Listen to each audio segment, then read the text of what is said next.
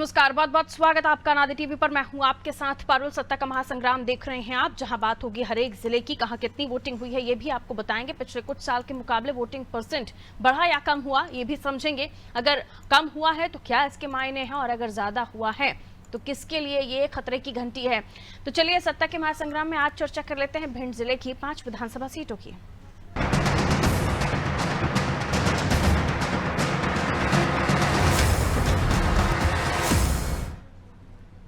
तो ग्वालियर चंबल में अब की बार जंग जोरदार रही, खासकर भिंड जिले में। लेकिन मतदान के मामले में भिंड उन जिलों में शामिल हुआ जहां सबसे कम वोटिंग हुई है। जिले में इस बार महज 63.26% ही मतदान हुआ।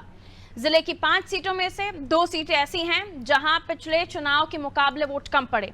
अगर भिंड सीट की बात करें तो इस सीट पर 58.56% मतदान हुआ, जो 2018 के मुकाबले करीब 1% कम है।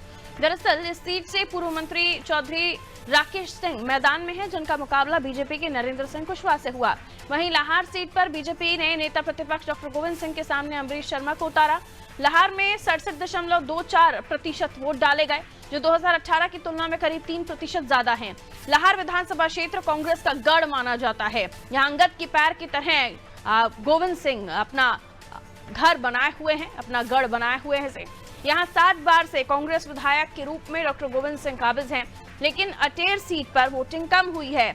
अब की बार यहाँ 64.08% मतदान हुआ। अटेर में कांग्रेस के पूर्व नेता प्रतिपक्ष सत्यदेव कटारे के बेटे हेमंत कटारे उम्मीदवार थे, और इनका मुकाबला जो है बीजेपी के अरविंद सिंह भदौरिया से हुआ। इस तरह मेहगांव और गोहद सीटों पर वोटिंग ज्यादा रही या कम हुई, ये भी समझने की कोशिश करेंगे। आज सत्ता के महासंग्राम में भिंड जिले की 5 विधानसभा सीटों पर मतदान का विश्लेषण होगा, और ये भी समझेंगे कि जनता ने जो वोटिंग कम की है जिले की में। देखिए, ओवरऑल जिले की आप बात कर लीजिए तो 63% मतदान हुआ है। लेकिन ये भी बताया जा रहा है कि कई सीटें ऐसी हैं, हम लाहार की बात करें जहां डॉक्टर गोविंद सिंह, वहां वोट परसेंट जो है वो बढ़ा है। 67% डॉक्टर गोविंद सिंह की सीट से बढ़ा है। वहीं कम भी हुआ है, ज्यादा भी हुआ है कई जगहों पर। अटेर में भी कम वोट कास्ट किया है लोगों ने। चलिए, अखिलेश हमारे साथ जुड़े हुए हैं, जो हमें सीट के बारे में और भी बताएंगे, जिले के बारे में और भी बताएंगे, और समझने की कोशिश करेंगे कि क्या कुछ यहाँ का मतदान प्रतिशत कह रहा है। और इसके अलावा जो पोलिंग बूथ्स पर हमारी टीम थी, अखिलेश आप भी मौजूद थे वहां पर, और हमने ये भी देखा कि लोगों से आपने चर्चा भी की थी। उस वक्त क्या कुछ आकलन हुआ, किन मुद्दों को लेकर जनता ने वोट कास्ट किया होगा, आपका क्या आकलन है इस पर? क्योंकि हमने देखा कि पूरा जोर लगाया, और ग्वालियर चंबल खासतौर पर जहां सिंधिया की साख दाव पर है, नरेंद्र सिंह तोमर आते हैं, खुद पूर्व नेता प्रतिपक्ष लाहार जो कि हाई प्रोफाइल हॉट सीट है यहाँ की, तो जाहिर सी बात है कई सारे अहम मुद्दे भी हैं, और जोर भी खूब पार्टियों ने लगाया है यहाँ पे। अखिलेश जी पारुल जी, हम बताना चाहेंगे इस बार जो वोट प्रतिशत के आंकड़े हैं, जैसे भिंड की, अगर हम भिंड विधानसभा की बात करें तो भिंड विधानसभा में इस बार वोट प्रतिशत कम हुआ है। इसका ज्यादातर असर यह पड़ता है कि लोग यहाँ ज्यादातर पलायन कर चुके हैं, तो इसलिए जो लोग बाहर रह रहे हैं तो वो लोग वोट प्रतिशत वोट नहीं डालने आए, इसके लिए यहाँ पर वोट प्रतिशत कम हुआ है। और 2018 में यहाँ पर बसपा से संजीव सिंह कुशवाहा करीब 38,000 वोटों से जीते थे, लेकिन इस बार ऐसा नहीं होगा। इस बार अगर कोई प्रत्याशी जीतेगा तो जीत का आकलन वही 4 या 5,000 का रहेगा, क्योंकि इस बार त्रिकोणीय मुकाबला भिंड विधानसभा में देखने को मिल रहा है। वहीं अगर हम लाहार विधानसभा की बात करें, लाहार विधानसभा में इस बार वोट प्रतिशत बढ़ा हुआ है। वहां पर नेता प्रतिपक्ष डॉक्टर गोविंद सिंह है, लेकिन उनको इस बार कोई नुकसान नहीं होगा, क्योंकि वहां पर जो भाजपा प्रत्याशी गुड्डू शर्मा है, लेकिन वहां से भाजपा के पूर्व विधायक रसान सिंह बागी हो गए हैं, जिसका नुकसान भाजपा को ही मिल रहा है, क्योंकि और वहां पर वोट प्रतिशत भी बढ़ा है, तो इसका फायदा कांग्रेस को जरूर मिलेगा। और वहीं अगर बात हम करें अटेर विधानसभा में, तो अटेर विधानसभा में इस बार डॉक्टर अरविंद सिंह भदौरिया जो भाजपा प्रत्याशी थे, और कांग्रेस से हेमंत कटारे थे, यहाँ पर भी वोट प्रतिशत घटा हुआ है। लेकिन यहाँ पर कांग्रेस को नुकसान नहीं मिलेगा, क्योंकि भाजपा के पूर्व विधायक भी यहाँ पर बागी हुए थे, तो उनका वोट प्रतिशत जो है वह भाजपा का ही कटेगा। ऐसे में कई ऐसी सीटें हैं जहाँ भाजपा के बागी प्रत्याशियों ने इस बार भाजपा का ही खेल बिगाड़ रहे हैं। जी बिल्कुल, तो भाजपा का ही खेल बिगाड़ते हुए बागी प्रत्याशी नजर आ रहे हैं। देवश्री माली जी हमारे साथ जुड़ गए हैं, वरिष्ठ पत्रकार हैं। आप बहुत बहुत स्वागत करती हूँ देवश्री माली जी, और साथ ही कांग्रेस से हमारे साथ मेहमान जुड़े हुए हैं अनिल भारद्वाज जी। अनिल भारद्वाज जी, आपका भी बहुत बहुत स्वागत। देवश्री माली जी, आपसे समझने की कोशिश की 63% का मतदान लाहौर सीट पर बड़ा है, और हम महिलाओं का वोट कास्ट भी देखें तो कहीं बड़ा है तो कहीं कम हुआ है। कैसे आकलन कर रहे हैं आप मत प्रतिशत के अनुसार 5 विधानसभा सीटें भिंड जिले की? देखिए, जहां तक भिंड जिले की अगर हम बात करेंगे तो भिंड जिले में दो बातें, जैसा कि अभी अखिलेश भी बता रहे थे कि वहां जो है वोट प्रतिशत में बदलाव के कई कारण हैं। एक तो कारण ये है कि भिंड जिले की बड़ी संख्या में लोग गुजरात में काम करते हैं, नौकरी करते हैं, दिल्ली में करते हैं, देश भर में काम धंधे के लिए जाते हैं और वो नहीं आए। लेकिन शहरी क्षेत्र में कई जगह हमने देखा है कि जो लोग दीपावली की छुट्टियों में घर आए थे, खासतौर पर जो लोग कारपोरेट में काम करते हैं, इंजीनियर हैं या जो यूपी हैं, उनके परिवार आए थे तो उन्होंने बड़ी संख्या में वोट किया। लेकिन ये ज्यादातर शहरी और महानगरीय क्षेत्रों में हुआ। ग्वालियर में जैसे देखने को मिला, इंदौर में, भोपाल में। तो ये लाहौर क्षेत्र में वोट का परसेंटेज बढ़ा। इसके पीछे यही कारण है कि वहां थोड़ी मुकाबला है। कांग्रेस के जो कद्दावर नेता हैं डॉक्टर गोविंद सिंह, जो 1990 से लगातार चुनाव जीत रहे हैं, उनका अपना एक स्ट्रांग वोट बैंक है। और इसके अलावा रसाल सिंह बीजेपी के बहुत ही कद्दावर नेता रहे हैं, अनेक बार विधायक रहे हैं, वो चुनाव लड़ रहे थे। और जो गुड्डू हैं बीजेपी से जो उम्मीदवार थे, वो तो क्या है कि जब त्रिकोणीय मुकाबला होता है तो लोग अपने वोटों को घरों से निकालने के लिए बहुत प्रयास करते हैं, है ना। जितना छोटा चुनाव होता है, जैसे अपन देखते हैं पार्षद का चुनाव है या सरपंच का चुनाव है, तो वोट का परसेंटेज 90-92 तक जाता है, क्योंकि एक एक वोट की निगाह, एक एक वोट का ध्यान रखा जाता है। तो इसी प्रकार से जब त्रिकोणीय मुकाबला होता है और बिल्कुल नजदीकी होता है, तो हर आदमी को लगता है कि 10-5 वोट भी हमारे जीत हार को प्रभावित कर सकते हैं। वैसे भी लाहौर का अगर हम आंकड़ा देखेंगे तो 1-2 बार को छोड़ दिया जाए तो वहां हार जीत का जो अंतर है वो 4000 से लेकर 7000 के बीच में रहता है, यानी कांटे का मुकाबला हमेशा होता है। तो इसलिए वहां वोट के परसेंटेज में बढ़ोतरी हुई होगी, उसका वही कारण है। और वहां कांटे का मुकाबला इस बार भी देखने को मिल रहा है। सर, शॉर्ट में मैं एक सीट के बारे में आपसे जानकारी चाहूंगी। आपको क्या लगता है हेमंत कटारे, अरविंद भदौरिया, जहां 5000 का अंतर था जीत हार का? सर देखिए, वहां भी एक सिचुएशन थोड़ी सी बदली है जी। बदली ये है कि ये वहां चुनाव होता है जातिवाद पर। चंबल का ज्यादातर जगह पर जातिवाद पर चुनाव होता है ना। तो पहले वहां निर्णायक वोट हुआ करते थे जो इन जातियों में नहीं है, यानी एक ठाकुर कैंडिडेट है, एक ब्राह्मण कैंडिडेट है। तो निर्णय जो है, जो उस क्षेत्र में नरवरिया हैं, बघेल हैं, जाटव हैं, ये जातियां किया करती थी। इस बार का वहां की सिचुएशन थोड़ी सी अलग है। सिचुएशन ये है कि बीजेपी जिसके अरविंद भदौरिया जी जिस जाति से हैं, यानी भदौरिया ठाकुर जाति से हैं, उसी जाति के 2 लोग वहां चुनाव लड़े। एक समाजवादी पार्टी से लड़े और एक दूसरी पार्टी से लड़े। तो एक तो ये होता, एक विभाजन हुआ कि हर गांव में जो क्षत्रियों के गांव होते हैं, यानी 3 पार्टी हो गई, तो वोट का परसेंटेज डाउन हो जाता है। और एक पार्टी ऐसी भी निकलती है कि जो फिर इनको वोट नहीं देना चाहती, दूसरे किसी को वोट दे सकती है। वोट कटर का भी काम कर जाते हैं, और जो वोट कटर का भी काम कर जाते हैं जो उम्मीदवार हैं 2, क्योंकि हम देखते हैं मध्य प्रदेश में। लेकिन एक और अटेर में पारुल, एक और जो बीजेपी के लिए थोड़ा सेटबैक है कि मुन्ना सिंह भदौरिया जो समाजवादी पार्टी से चुनाव लड़े हैं, वो बीजेपी के बड़े पुराने लीडर हैं, 1990 में विधायक रहे हैं। और उनका परिवार आरएसएस का बहुत ही एक तरह से, मतलब उनके जो भाई थे भोला भाई साहब, पूरे मध्य प्रदेश में बड़े आदर के साथ देखा जाता था, वो उनके भाई हैं, आरएसएस परिवार के हैं। और यानी बीजेपी का वोट डिवाइड हुआ है यहाँ पे, ये संभावना बनती है। क्योंकि अगर 2-4 गांव भी चले जाते हैं, जैसा कि आपने कहा 5000 का मार्जिन था, अगर 3-4 गांव भी प्रभावित कर देते हैं तो फर्क पड़ता है। समाजवादी उत्तर अटेर विधानसभा क्षेत्र इटावा से लगा हुआ है, वहाँ यादव वोट भी बड़ी संख्या में है।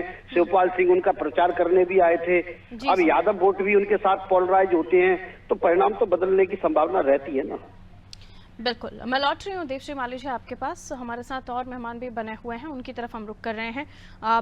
हमारे साथ जो मेहमान बने हुए हैं उनमें अनिल भारद्वाज जी इस वक्त मौजूद हैं। अनिल भारद्वाज जी, एक बार फिर से स्वागत। सर, कितने आश्वस्त हैं अपनी जीत को लेकर, खासतौर पर वो 3 सीटें जो आपके पास नहीं हैं?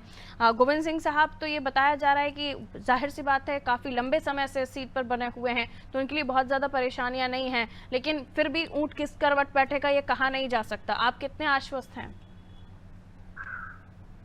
देखिए पारुल जी, मैं बताना चाहूंगा कि भिंड में जो मतदान हुआ, निश्चित तौर पे भिंड में 2 मंत्री भाजपा सरकार से मिले तो आसानी थे, इन दोनों ही मंत्री से पीछे पिछड़ते नजर आए और उन्होंने जो जैसे सहकारिता मंत्री में अरविंद सिंह भदौरिया, तो कहने के लिए तो वो सहकारिता मंत्री थे, तो जिले को जो किसान समस्याओं को क्षमता वो न होते हुए बल्कि और उनको परेशानी देने का काम किया। पिछले 18 वर्षों से लगातार मध्य प्रदेश में भाजपा की सरकार है। एक ऐसा वर्ष बता दो जब किसानों को बोवनी का समय हुआ हो, जब उनको खाद या आपको यूरिया समय से अगर मिल गई हो, आज ही लाने लगी उनके, तो सहकारिता मंत्री होते हुए भी हमारे भिंड जिले में ब्लैक में खाद मिली। ऐसे ही किसानी एक और मंत्री हमारे ओपीएस भदौरिया जी थे, जो नगरीय निकाय मंत्री तो थे, लेकिन भिंड जिले में एक नगर पालिका उनके स्थान की ऐसी भी आई जो पूरे देश में जिसने कलंकित किया और भिंड को सबसे गंदा शहर का तमगा उन्होंने दी। ये भाजपा की वास्तविकता थी। एक तो ये कारण था। दूसरा सबसे बड़ा कारण था भ्रष्टाचार। भिंड जिले में हालात ये थे कि सरकार है, अपराधी को तो आप जो फरियादी था उसको अपराधी और अपराधी को आपने फरियादी बना दिया। ये हालात, तो कहने का मतलब ये कोई काम बिना पैसे के लेन देन के नहीं हुआ। व्यापारियों को आप सुरक्षा नहीं दे पाए, युवाओं को आप बेरोजगार बना दिया आपने, महंगाई से आप इनको राहत नहीं दे पाए। नतीजा यही है, आदमी ने बताया कहते ये सही बात है कि इनकी सरकार ने लगातार लंबा कार्यकाल करने के बावजूद भी यहाँ को रोजगार दे, नतीजा ये हुआ युवा वोटर था वो पलायन कर गया। तो उस कारण हम आपको कह सकते हैं कि आज की स्थिति में 5 विधानसभा सीटों पर कांग्रेस बढ़त बनाने का काम कर रही है और सीटों पर तो लगभग हमारी जीत पक्की है। ये जरूर थोड़ा सा संघर्ष है, हो सकता है कि 3 तारीख को भगवान के भरोसे है। एक सीट पर एक अनार 100 बीमार वाली स्थिति के बाद अब हम देख रहे हैं कि प्रत्याशियों में भी लिस्ट फेरिस्त है, तो अभी कितना वोट कहाँ डिवाइड हुआ होगा ये तो नतीजे ही बताएंगे। सर, मैं आ रही हूँ आपके पास। हमारे साथ भारतीय जनता पार्टी से मेहमान जुड़े हुए हैं, रमेश दुबे जी। रमेश जी, बहुत बहुत स्वागत आपका अनादि टीवी पर। सुन पा रहे हैं आप मुझे? नमस्कार रमेश जी, कांग्रेस का कहना है जो सीटें उनकी वो तो निकाल ही रहे हैं, लेकिन अब जो सीटें आपके पास भी हैं उन्हें भी वो निकालने का काम करेंगे। सभी सीटों पर वो बढ़त बनाए हुए हैं, क्या कहिएगा? मेरा ये कहना है कि 3 तारीख तक मन बहलाने के लिए कुछ ना कुछ इस तरह की बातें कांग्रेस करे तो अच्छा है, उनकी सेहत के लिए अच्छा रहेगा। कम से कम मन बहला रहेगा 3 तारीख को। 3 तारीख को जब रिजल्ट सामने आएगा, क्योंकि जो वोट होना था वो वोट हो चुका है। अब ये सब सारी बातें 3 तारीख को सामने आ जाएंगी। तब तक मन बहलाने के लिए कोई कुछ भी कहता है। वोट परसेंट बहुत ज्यादा नहीं है सर, ये भी चिंता का विषय है। वोट परसेंट जो हुआ है या जो औसतन रहा है, ये हमारे पक्ष में है पूरा। आपने देखिए उसमें जो यहाँ मध्य प्रदेश में जो स्थिति रही, आखिरी तक कांग्रेस के जो नेतृत्व है वो आपस में एक दूसरे के कपड़े फाड़ते रहे, एक दूसरे को नीचा दिखाने का काम करते रहे। तो जब ऊपर नेता करते रहे तो नीचे वालों ने हराने का काम किया है। कांग्रेस ने कांग्रेस को ही जो सपोर्ट मिलना चाहिए था वो भी नहीं किया है। लेकिन हम अपनी नीतियों के आधार पर, हम अपनी योजनाओं के आधार पर, हम अपनी व्यवस्थाओं के आधार पर भारतीय जनता पार्टी चुनाव जीत रही है। ये बात पूर्ण बहुमत के साथ आ रहे हैं, इतना मैं कहना चाहता हूँ। वोट प्रतिशत में माली साहब बहुत ज्यादा अंतर नहीं है। देवश्री माली जी, कई जगहों पर हम देखें तो अगर मैं शुरू करूं अटेर से तो 64% तब भी रहा था और अब भी इसी के आसपास ही है। 58% के आसपास हम देखें, 56% के आसपास भिंड है। वहीं लाहौर में बड़ा है। उपचुनाव 61 में मैं गाँव तो 64 हुआ था, अब 64 हुआ है 2023 में। ऐसे ही गोहद का भी आंकड़ा है, 54 से 61 की तरफ बढ़ गया है यहाँ प्रतिशत। ये जो बढ़ता हुआ मत प्रतिशत है सीटों पर, एंटी इनकम्बेंसी क्या दिख रही है आपको इन सीटों पर? कहीं बढ़ रहा है मत प्रतिशत, और महिलाओं को लेकर खास तौर पर जो राजनीति फोकस में थी वो आपको कहीं इस मत प्रतिशत में दिख रहा है? क्योंकि मत प्रतिशत का भी मैं अगर आपको आंकड़ा बताऊं तो सिर्फ लाहौर पर ही 67 यानी 5% ज्यादा बड़ा है, बाकी इतना कोई बड़ा अंतर नहीं है। देवश्री माली जी। बिल्कुल पारुल, देखो ये चुनाव जो है 2 चीजों के बीच में है। अगर हम देखें तो एक लाडली बहना योजना जिसमें बीजेपी की जान अटकी है, और एक जी। एंटी इनकम्बेंसी जिसमें कांग्रेस की जान अटकी है। तो ये भारतीय जनता पार्टी और कांग्रेस के बीच में एक्चुअल में चुनाव हुआ ही नहीं। अब दोनों को इन्हीं से उम्मीद है। निश्चित तौर पर ग्वालियर चंबल संभाग में हम लोगों को देखने को मिला कि एंटी इनकम्बेंसी बड़ी जोर से थी, है ना, लेकिन लाडली बहना का इफेक्ट देखने को अभी देखना बाकी है, क्योंकि वो सिर्फ वोट में ही पता चल सकता है। महिलाओं ने बड़ी संख्या में वोट किया, लेकिन क्या हर विधानसभा क्षेत्र में अगर हम देखेंगे तो लगभग 25 से 30 हजार महिला लाडली बहना वोटर हैं, जो आंकड़ा सरकार का है उस हिसाब से। अब उसमें वोटों का डिवीजन भी होता है, क्योंकि जातिगत ध्रुवीकरण भी हुए हैं, जैसे धार्मिक ध्रुवीकरण भी हुए हैं, और तमाम सारे जो कारण चुनाव लड़ने के होते हैं। तो क्या महिलाओं ने अपने परिवार के बाकी लोगों के से अलग हटके वोट किया है? अगर किया है तो निश्चित तौर पर उसका भारतीय जनता पार्टी को फायदा मिलेगा। अगर वो पारिवारिक परिस्थितियों के अनुसार गई है तो नतीजे कुछ और आ सकते हैं। तो इसलिए अभी इनका आकलन बाकी है।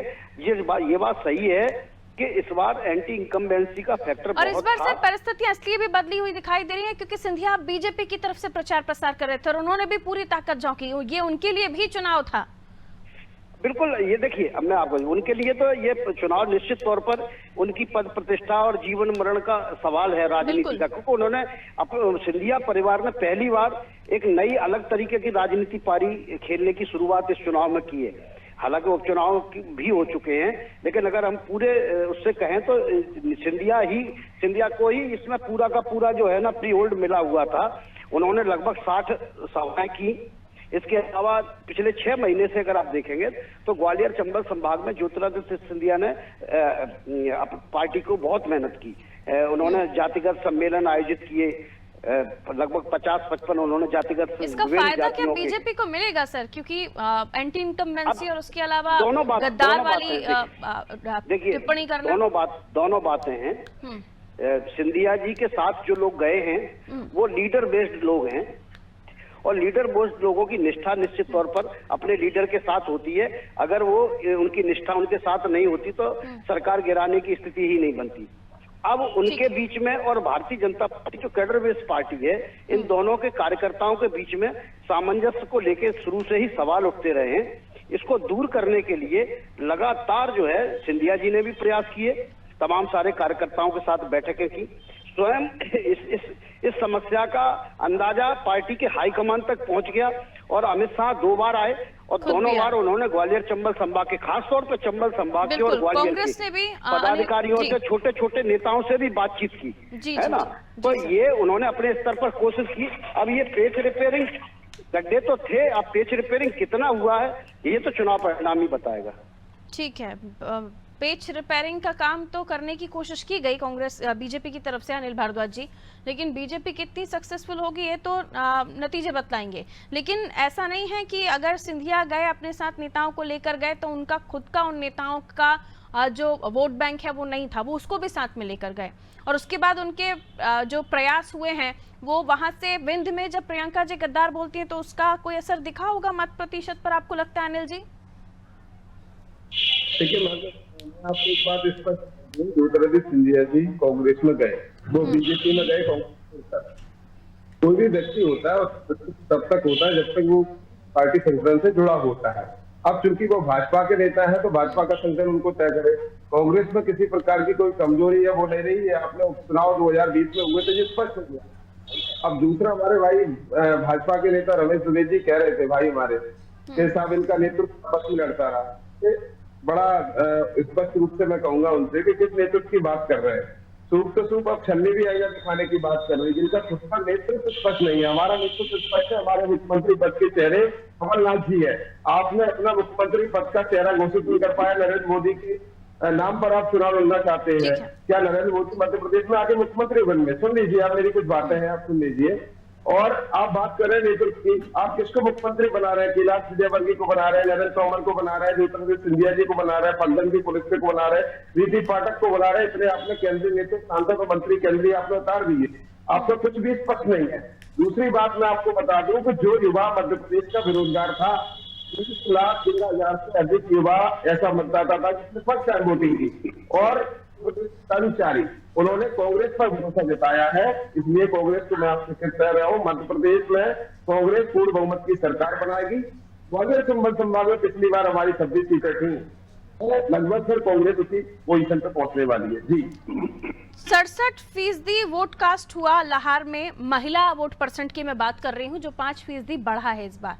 तो आपको क्या लगता है, नारी सम्मान की तरफ गई हैं आधी आबादी, या फिर आपको लगता है कि जो खाते में पैसे दे रहे थे, क्योंकि ग्रामीण अंचलों से भी वोट कास्ट हुआ है, शहरी अंचलों से भी वोट कास्ट हुआ है, पलायन की स्थितियां भी बनी हैं, तो ये 5% बढ़ा, वो भी लाहौर सीट पर जहां पहले से गोविंद जी हैं, और महिलाओं का वोट प्रतिशत बढ़ा, ये कई तरफ इशारे कर रहा है। देखिए मैं आपको पिछले दौरान जो 2018 हुआ था उससे 4% महिलाओं का मतदान पूरे मध्य प्रदेश में कम। लाडली बहना का अगर असर होता तो निश्चित तौर पे मतदान। और मैं भिंड की बात करूं तो सिर्फ 1% महिला मतदान हुआ है, बढ़कर हुआ है। उससे कोई फर्क नहीं पड़ेगा, उन्हें मालूम चुनाव और इन्होंने अपने जो मैनिफेस्टो योजना पर्याप्त सवाल आपसे ले लिए मैंने। अब रमेश जी के पास जा रही हूँ। रमेश जी, कई सारे मुद्दे हैं, ये कहा भी जा रहा है कि आपका जो नेतृत्व पर आप सवाल उठा रहे हैं, लेकिन पार्टी में आपकी तरफ से कोई फेस ही नहीं फाइनल हो पाया। ये कहा गया कि आपका जो प्रत्याशी है वो कमल का चिन्ह है, इसको भी काउंटर किया कांग्रेस ने, लेकिन अंततः मतपेटियों में मत कैद हो चुके हैं। मतदाताओं ने किन मुद्दों को ध्यान में रखकर वोट कास्ट किया है ये तो खैर बाद में ही पता चलेगा, लेकिन आपकी जो मास्टर स्ट्रोक, जिसे मास्टर स्ट्रैटेजी कहा जा रहा था, ये गेम चेंजर होगी आपकी लाडली बहना योजना, उसका वोट परसेंट में बहुत ज्यादा असर नहीं दिखा। रमेश जी नहीं, मैं फिर से वही बात दोहरा रहा हूँ कि अभी कांग्रेस के हमारे साथी जो भी पुराने मतलब हैं, वो अभी कुछ भी कहें, वो एक टाइम पास की उनके, आखिर उन्हें कुछ ना कुछ बोलना है और क्या बोले। लेकिन तथ्यात्मक अगर हम बात करें, जैसे आप बात कर रहे थे सिंधिया जी के नेतृत्व की, सिंधिया जी ने नेतृत्व उस समय किया जब कांग्रेस के समय पर, तो यहाँ पर एक बड़ी संख्या में सीटें आई, 26 सीटें आई थी संभाग में। फिर उसके बाद में जब उन्होंने सरकार को गिराया, किन्हीं कारणों से, जो कारण थे, जिन वादों को करके सिंधिया जी ने मतदाता से वोट लिया था, वो जब पूरे नहीं कर पाए तो उन्होंने सरकार को गिराया। फिर उनके नेतृत्व में चुनाव हुआ, उनके कहने पर चुनाव हुआ, और उसमें भी हम फिर बड़े बहुमत से जीते और सरकार बनाई। तो ये जो बार बार बातें जो कही जाती, गद्दार नहीं, बगावत। लेकिन उपचुनाव में कई सीटें हारी भी आपने रमेश जी। सुनिए, कई हारी, लेकिन हम बहुमत में आ गए ना। 6 सीटें थी भारतीय। आप सिंधिया की साख की बात कर रहे थे, इसलिए मैंने याद दिलाया कि वही उपचुनाव में कई सीटें हारी भी आपने। हाँ, कई हारी और कई जीते भी। वो वाली बात कहना चाहता हूँ। तो ये तो एक बगावत वाली बात होती है, जो खुददार लोग होते हैं तो वो बगावत करके और अपना स्थान दिखाते हैं सामने वाले को। और रही बात दूसरी, जो आप लाहौर की बात कर रहे हैं, लाहौर की स्थिति भले ही कोई ना बोले किसी कारण से, लेकिन आप सुनिए मेरी बात को। प्रदेश भर में हल्ला मचा हुआ लाहौर की सीट को लेकर। पहली बार वहां के कांग्रेस के प्रत्याशी हर जगह घूम रहे हैं कि प्रशासन ने ऐसा कर दिया, प्रशासन ने वैसा कर दिया। और आज से पहले तक कभी भी किसी प्रशासन की इन्होंने बात नहीं कही, प्रत्याशी ने वहां के ने। तो इसका बहुत बड़ा कारण है। इस पर मैं देवश्री माली जी से आपकी बात समझूंगी। जिन पोलिंग बूथ पर 90%, 95% मतदान होता था, उन पर 65 और 60% पर आ गया, जो उनके एरिया की जो सीटें होती थी। इससे साफ दिख गया कि कई लोग जो वोट आज तक नहीं डाल पाए, उन्होंने वोटिंग किया है।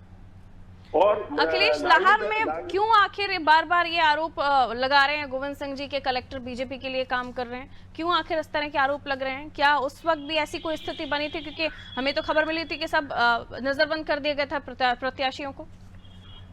जी पारुल जी, हम बताना चाहेंगे लाहौर विधानसभा इस बार मध्य प्रदेश में ही चर्चित रही है और लगातार वहां पर जो अधिकारी प्रशासन नेता प्रतिपक्ष लगातार आरोप लगाते रहे हैं। पहले भी थाना प्रभारियों पर भी आरोप लगाया था और चुनाव आयोग से शिकायत की थी। यहाँ पर जो थाना प्रभारी हैं वो किसी इशारे पर यहाँ पर आए हुए हैं और अभी भी उन्होंने आरोप लगाया है भिंड कलेक्टर पर कि भिंड कलेक्टर को मतगणना के दिन किसी दूसरे को यहाँ पर सौंपी जाए, भिंड कलेक्टर को नहीं सौंपी जाए। यह उन्होंने चुनाव आयोग से शिकायत भी की है। लगातार वह शिकायत कर रहे हैं कि यहाँ पर चुनाव में कोई ऐसी गड़बड़ी ना हो जो अधिकारी के द्वारा की जा रही है। ऐसे में उन्होंने लगातार आरोप भी लगा रहे हैं और क्योंकि देखा भी जा रहा है नेता प्रतिपक्ष लगातार भोपाल भी जा रहे हैं और चुनाव आयोग से शिकायतें भी कर रहे हैं। जी देवश्री माली जी, ये शिकायत के पीछे वजह क्या है? क्या वाकई डर है, जैसे एंटी इनकम्बेंसी भी हम कह रहे थे, या फिर इसके पीछे कोई और आकलन कर रहे हैं? ये आपने भी ग्राउंड पर देखी होंगी सारी चीजें, ऐसी कोई खबर आप लोगों को नजर आ रही थी उस वक्त, या अभी ऐसा कोई शक कि कलेक्टर सही से काम नहीं कर रहे हैं? देवश्री माली जी